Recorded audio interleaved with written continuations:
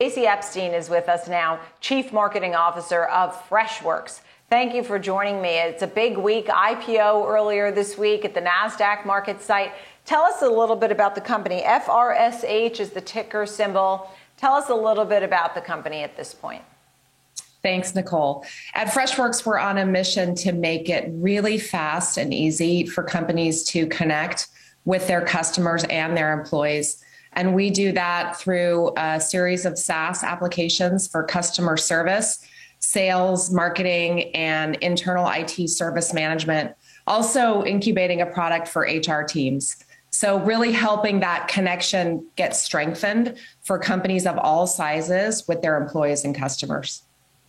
And I see that you have obviously a global company, over 52,000 companies, customers, 120 countries, and you've seen growth of about 50% in revenue year over year. But the customers really are not in one industry. It certainly seems that tech, manufacturing, hospitality, education, retail, media, these services that you provide are really broad-based. Yeah, absolutely. Every industry, every company of all sizes really needs a way to make sure that they can really meet the demands of their customers and employees. And with the pandemic, we only saw those demands increase. Everybody wants a really fast, easy, modern, intuitive way to chat, get their questions answered, get their service requests fixed quickly. Employees working from home, they want a way to make sure their systems are up and running, and they need to connect quickly. So to have those modern tools like AI and chat available to companies really of all sizes. We cater to small businesses, mid-sized businesses, even enterprises. Everybody wants fast and easy, and that's really our business. So we've had a very nice take up across the globe and across industries. Yeah, and I see how you're using the word disrupting two well-established markets. Do you want to expand on that quickly? Yeah, absolutely. I think that the cloud has been around for several decades now, and originally the cloud was meant to disrupt legacy systems, but now we're seeing cloud just become legacy itself. It's hard to use, it's hard to implement, it can take months, even years, and hundreds of thousands of dollars and armies of consultants just to get traditional legacy SaaS systems live. And so as you see with the CRM space, as you see with the ITSM space, companies like ServiceNow, companies like Salesforce, again, people want fast, they want easy, they want affordable, they want to be up and running quickly but not sacrificing modern software. And so that's what we're doing. And I think, you'll see us dipping into some other markets with that same mission and that same blueprint for success as well.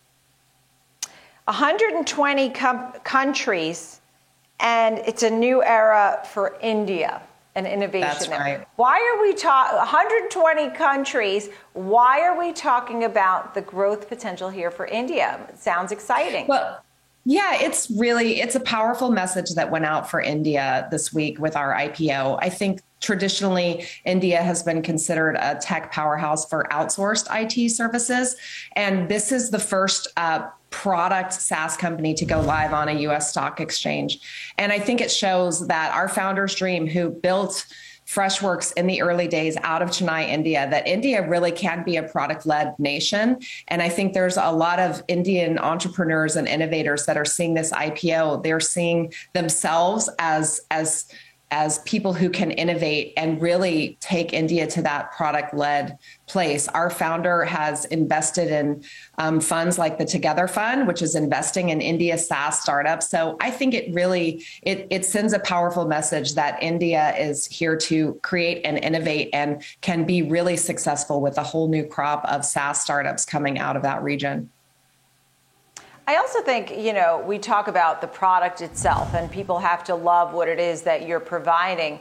There's two elements. Another thing that analysts often talk about is the management team, right? So you might have a great product, but if you don't have a great management team, it's going nowhere fast. It is on your executive team. I think it's interesting that you have from TiVo, Oracle's Aurora, Atlassian, you yourself from ServiceMax, also women's soccer player, as am I. So I have to mention that, and kudos to you for that. in college. But ServiceMax, why is it important to have this executive team in place for growth for this company? Well, let's just talk about women's soccer for a minute. Just kidding. I think with any successful company, the talent is behind it, and we have assembled a really experienced, powerful executive team that I'm proud to be part of, and I have a ton of respect for my leaders that I work with every day. But it is also the 4,500 people across the globe. It's the engineers, it's the marketers, it's the salespeople. Talent is a primary focus. Our culture, I think, is one of our real ingredients to success. And it absolutely starts with that powerful, impressive executive team, but it extends all the way down to that frontline engineer or that frontline sales development representative.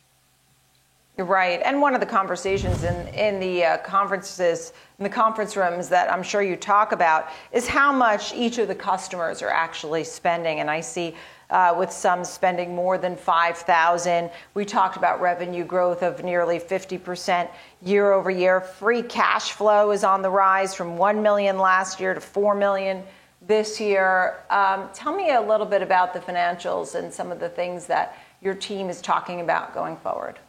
Yeah, I think that metric you mentioned about customers paying over $5,000 annually, we're getting pulled up into the enterprise.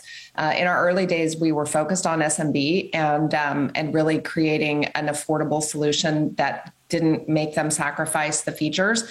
But it turns out even large companies want fast, easy, and modern. And so we are seeing more and more companies year over year in their enterprise segment who are spending more money with us. I think that number you mentioned about free cash flow, we've been hovering in or around profitability for several months and quarters now. And I think that'll be a big focus of ours, continuing to hit those growth rates, but while doing it efficiently. And I think we have the recipe to do that. We've shown that repeatability over the last several quarters, and that will be our focus, to maintain that growth, but do it in a capitally efficient way. And last but not least, trying to get more folks on board. I mean, you already have a big platform with some great companies like Cisco, Bridgestone, TaylorMade, Georgetown University, American Express, Discover, just to name a few. How do you continue to get some of these big S&P 500 type companies to get on board?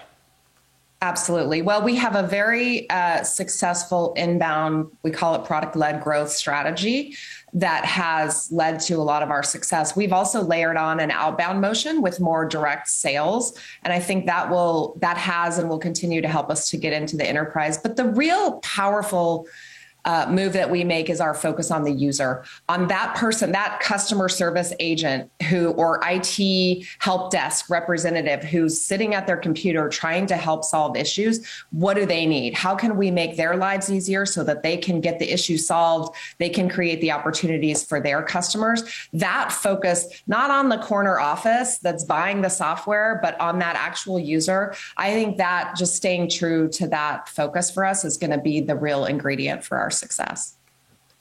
Stacey Epstein, congratulations to you and the team. Great to chat with you. Come back soon and give us some updates. Stacey Epstein, Chief Marketing Officer of Freshworks.